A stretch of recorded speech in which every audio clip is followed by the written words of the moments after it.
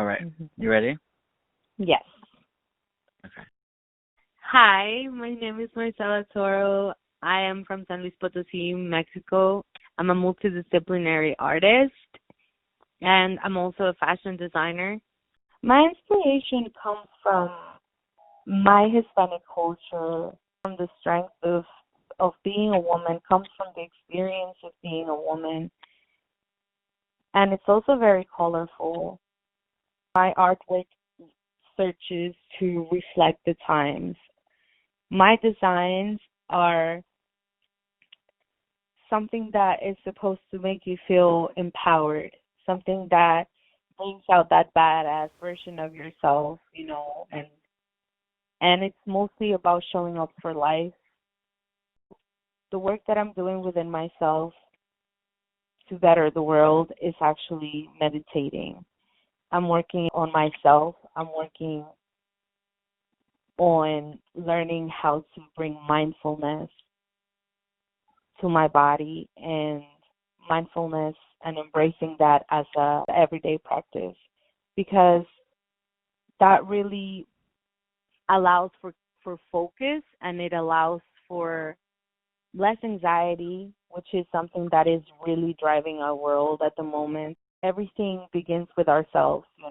So the work that I'm doing so that I can see a better future for my friends and for my family is I'm doing inner work.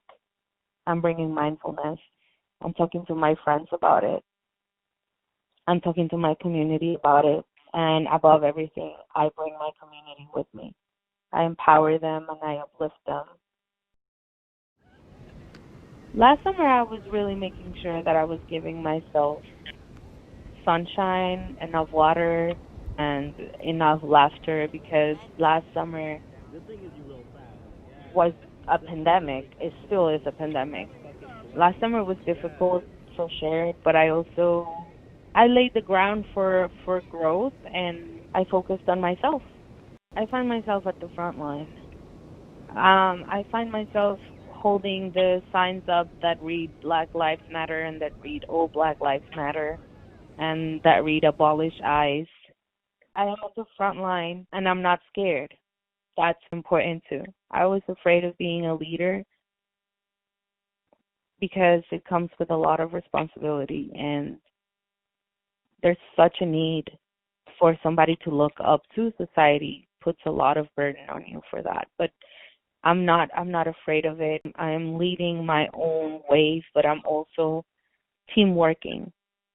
I'm also taking a seat and listening to what others have to say, to their perspective, to their angle of the situation, to how they're seeing, to what the reality is. Like, I'm at a point where I want to listen.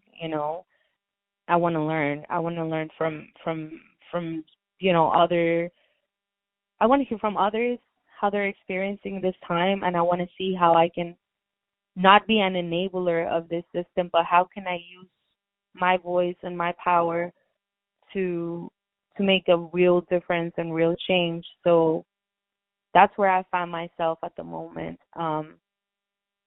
I think it's always going to be a struggle, for civil rights, to be honest, but like we're facing civil war now. Like that's what I really feel. Like I feel like we've really messed up as a society for real. And when there's nobody to blame, quote unquote, we are all to blame.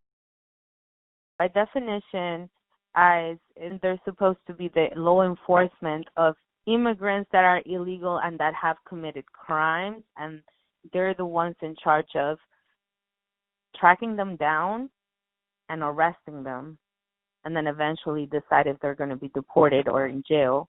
As they say, somebody has to do it.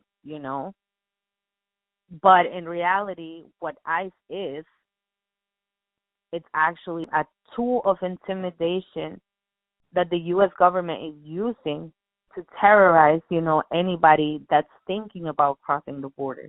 They want the news to travel, that families are being separated. There are camps, concentration camps. It's a way of saying, don't fuck with us. Don't come over here. We're not friendly. This is what you will encounter. So they have denied that this is an intimidation tactic, but it is. It's quite like terrorism.